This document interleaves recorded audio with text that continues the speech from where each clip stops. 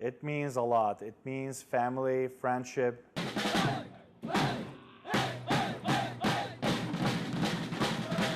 It means competition. Faster, man. Go with the ball, man. Go with the ball. And it means success.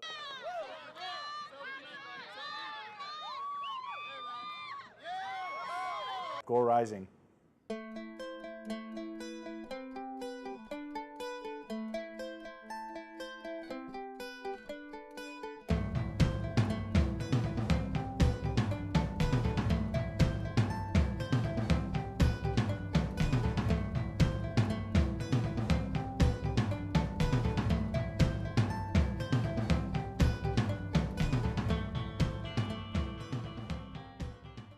A dream is rising in Phoenix. A dream for the future. A dream of expansion. The dream of soccer.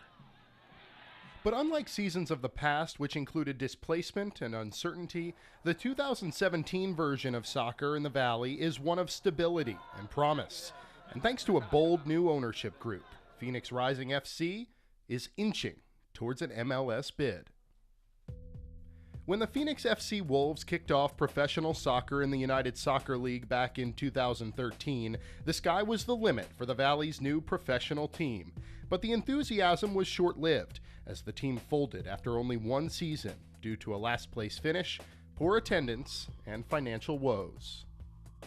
Jeff Gollner, owner of Agency G, whose agency was brought in to work with Phoenix FC, gave some insight on how things turned sour quickly for the Wolves. We didn't have an advertising budget.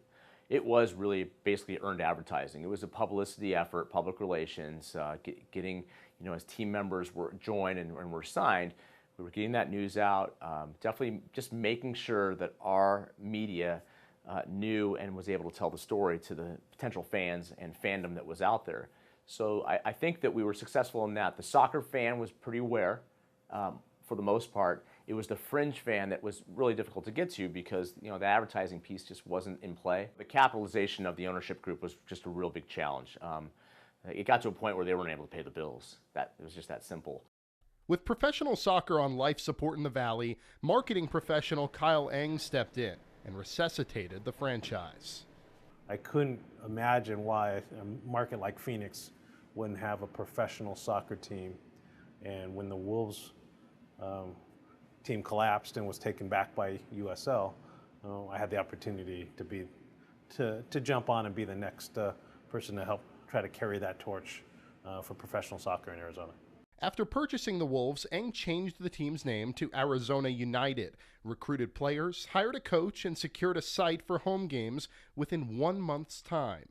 Arizona United even made it to the 4th round of the U.S. Open Cup.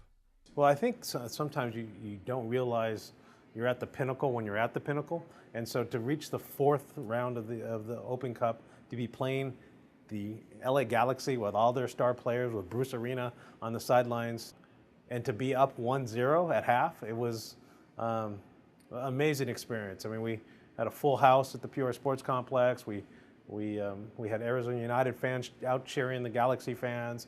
We had Galaxy fans showing up. It was a great experience for us. With professional soccer thriving once again in Phoenix, Eng capitalized by strengthening his ownership group. During my tenure, we recognized that we needed to have people that weren't just soccer people, but people that expanded through the entire entertainment community. So we were able to bring on Diplo as an investment partner, Pete Wentz from Fall Out Boy as an investment partner, and those people like that will help elevate the Arizona United brand and help elevate exposure to our product. When Burke Bakai and Brett and other guys approached and said, we want to take this to MLS, they are absolutely the better group to do that, the group with the more enthusiasm to do that. I never felt that I was the person that was going to take this to MLS. It's not hyperbole to say that he saved professional soccer in the Valley. I partnered up with him about a year after he had started this endeavor and had the pleasure of really building up this franchise. And give him, rightly so, all the credit for building the foundation that exists today, that Phoenix Rising was literally able to leverage. And so I think it was absolutely critical. And one day when someone writes the history of professional soccer in Arizona, he's going to have a very prominent part in that story. After purchasing a portion of the team, Brett Johnson ultimately facilitated the sale of Eng's share of the club to restaurant chain owner Berke Bakai in 2016. And Bakai's passion for soccer is unparalleled. I'm a big Galatasaray fan.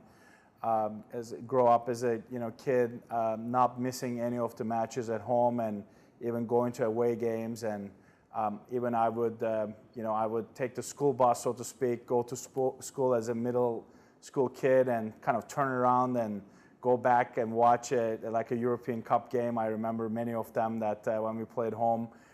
So just a big fan overall. Bakai, however, knew that it would take more than just being a big fan to establish a successful soccer franchise.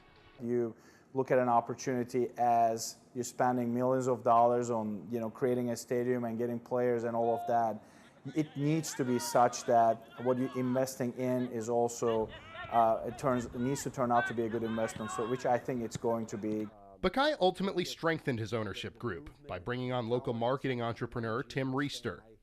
When we sat down the first time and met with these potential partners and said we had this idea, instead of thinking we were totally crazy, people gave us a chance and knew that if we were behind this, there was an opportunity for this to succeed. So I'm grateful so much for everyone in Phoenix and the state of Arizona who's embraced us and given us a chance to bring professional soccer to the community.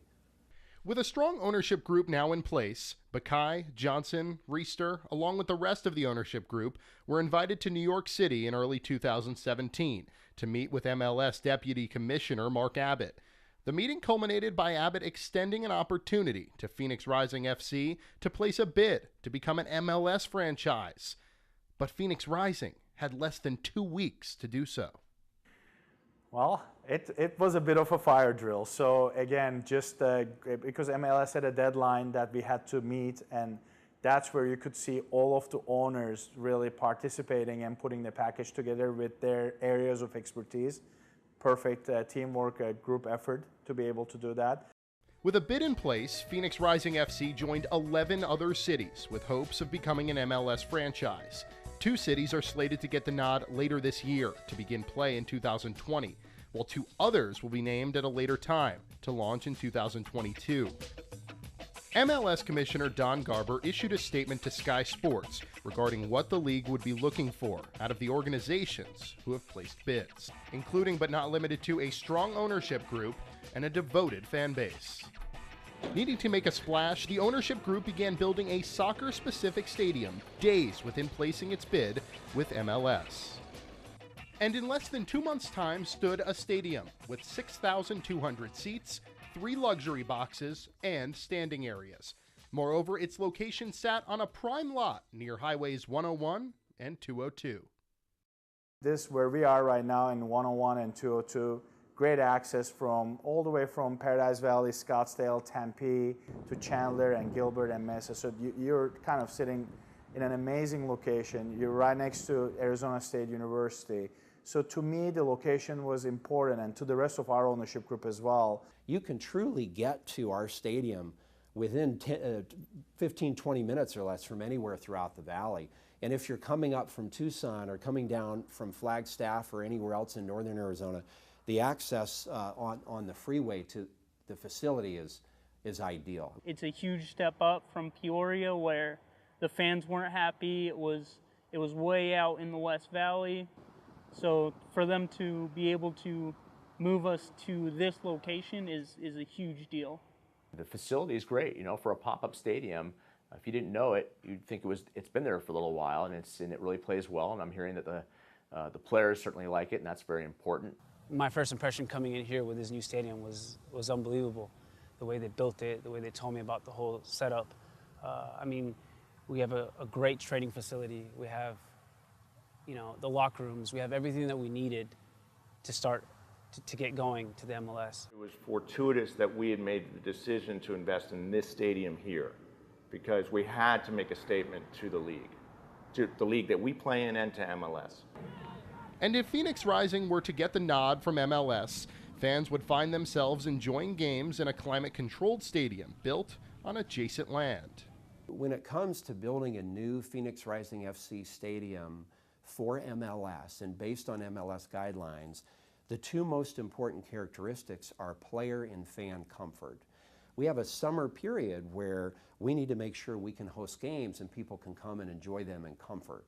In addition to an admirable stadium, what would impress fans even more is that Phoenix Rising FC is the sole team whose stadium proposal will not require public funding. So from day one, when we talked about the Phoenix Rising, we transitioned from Arizona United to Phoenix Rising, that was the first question that came up.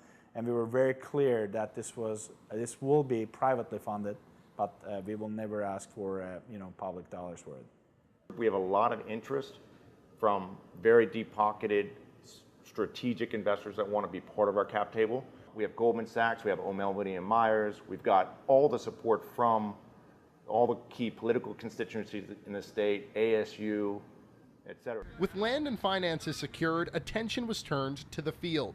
Phoenix Rising's front office assembled a team consisting of youth and experience, including international and American talents, with the likes of Peter Ramage, Jordan Stewart, Erica Villa, Omar Bravo, and Sean Wright Phillips.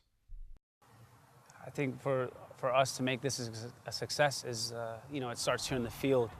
I think we need to put our part in and make this as much as successful of a season that we can.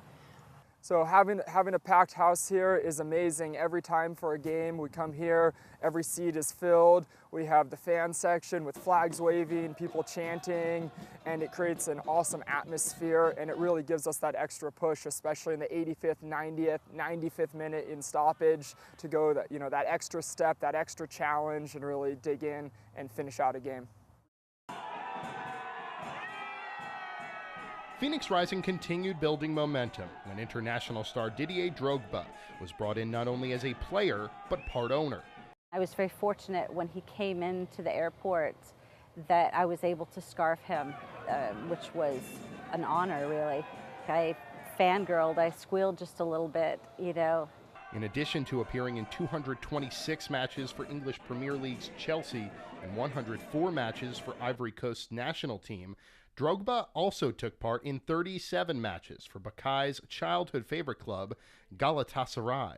That was something that I started working on before I even purchased the team with my partner. So I always had the vision of bringing Didier Drogba here in Phoenix in a part owner situation and have him be as a star player for us. My friend really introduced me to Bakay, and we get on really well. So I think even if there wasn't this opportunity to go to the MLS, I will still be here to try to help the club and the city to get to the MLS. He is all in on this. The amount of time that he spends with the extended ownership group really working on how we're going to make this an MLS franchise is extraordinary. And he's engaged. He's not dialing it in. He's not dialing it in on the field, and he's not dialing it in off the field. I haven't seen it before with the player owner, but he's for us as a player. So when he wants things to be done in a positive way for our team, it gets done. And so the players have the best possible. Basically, we only have to worry about performing on the field, and he makes sure of that, and the staff and everybody does that for us, so it's pretty incredible. Brent Irwin, Executive and Technical Director of Sereno Soccer, Phoenix's premier youth soccer developmental program, weighed in on Phoenix Rising FC's impact in the Valley. I think what Phoenix Rising is trying to do is get your attention, and that's what players like that do. They cause you to pay attention to what's going on and making Phoenix Rising a part of kind of the local consciousness. With more excitement building around the arrival of Drogba, fans once again sold out Phoenix Rising FC soccer complex as the club introduced its new striker to the home crowd.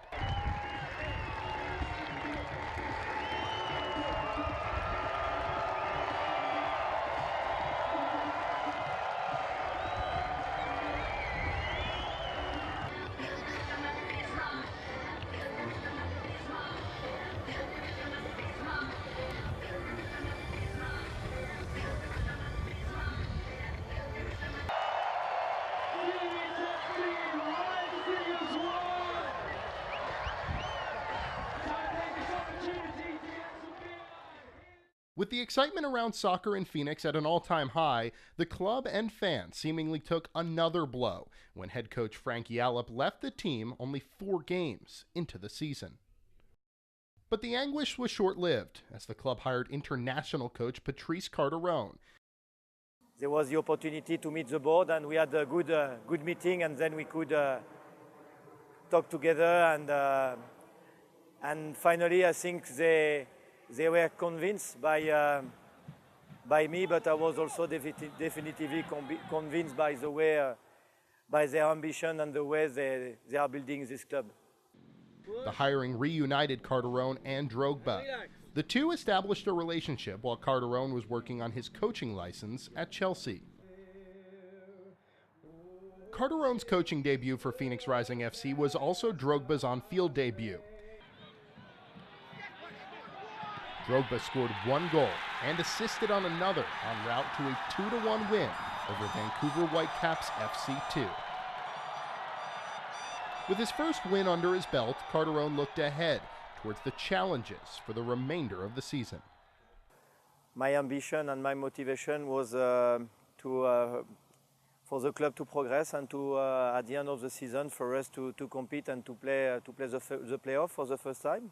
With Carterone quickly acclimating to his new role, players took notice. Patrice has been amazing. The transition has been very smooth, which I know in many clubs and franchises that it's very tough. He brings just this different side of competitive nature, aggressiveness, and just wanting to win to our team that has just sparked us. He's given us a sense of energy. He's given us tactical awareness. He's given us a lot of things that we've needed, and he's here day in and day out. You can always speak to him. You're not wondering who's the next guy. You're not wondering, you know, what this coach is going to want. He's here. You know what he wants. He explains it to us very clearly, and we go out and we do it. Carterone's goals, however, span much further past this season. The motivation, the day we will be in MLS, to be ready and to compete immediately with the best. But that's why at the moment we are thinking already about starting next season with maybe more young players for us to prepare step by step a team for the next 2-3 years. We've also focused on bringing in some new, very talented young players who have already agreed and contracted to play for us all the way through next season. This franchise in a very short period of time has gone to having global recognition. I mean, I see players all over the world who are reaching out asking if they can come and try out for this team. While fan support historically has not been the strongest for local soccer in Phoenix, Carterone feels as though one group in particular is deserving of an MLS franchise, one that makes up roughly 30% of Arizona's population, according to the 2010 United States Census. With so many people with Latino origin, they love, we all know that they love about soccer, so really definitively Phoenix deserves to have to be the biggest club, of course, in Arizona, and really Arizona deserves to have a team like Phoenix Rising in MLS in the next year. Soccer's been a huge part of my life, and my kids' life as well now. Growing up in Mexico, obviously, we played soccer religiously pretty much every day. When I moved here, I also played soccer in high school, well, throughout, you know, middle school and high school. So it's a big part of our life. Bringing Omar here was really, we were able to activate the fan base with that. Also very gracious with his time with the fans, which I'm very pleased with, you know, so he has a great interaction with our fans. And I think that's a very important part of where we're going, right? If you look at the Arizona's population that we're talking about within the 30%. So, and I'm just, you know, I'm just remembering now the matches of, you know, Mexico with Uruguay and packing the, you know, University of Phoenix Stadium with 70,000 fans. So there's tremendous interest from the fans. Not only does Bakai's connection with Mexico go through Phoenix Rising FC, but also through his heart. My wife is, you know, Mexican, and, you know, obviously my kids are bilingual, and, you know, my wife speaks to them in Spanish at home, and I can speak pretty good Spanish as well. But soccer and Phoenix Rising FC is not just for the Latin community. but for all of the cultures of Phoenix. My roots with soccer started with my sons playing, and then we moved to the UK and they played there and we watched soccer there. And then when we moved back, we had Phoenix Wolves come, and we've just stuck with this team ever since. Found out about soccer through some friends through church when I was growing up, and started playing it with them, and eventually just played in like a little rec league in my hometown. Went to college, moved from Michigan to Nashville, and there I met a couple of brothers who ended up becoming friends from Detroit, who were big soccer fans, and so they reintroduced me to it. When I started watching soccer, I was in California. So when I moved to Arizona and went to an Arizona United game at Scottsdale Stadium, they had a really good team. It was a good product on the field. It was a good team to watch, fun team to watch. Soccer doesn't know any boundaries when it comes to ethnicity. They're proud to play in front of a global audience. It just brings a community of soccer lovers together. The only thing they're bounded by is the love of the game. While Phoenix remains the largest city in the United States without an MLS team, the flourishing fan base and the growing popularity of the sport may change things in the near future. Just all the talk about this team has been incredible. I think the push here and the market and all the fans around here is amazing in the way it sells out. I think there's a great opportunity here. We have one of the highest TV viewerships in the nation for our division, and it's even comparable to MLS viewership.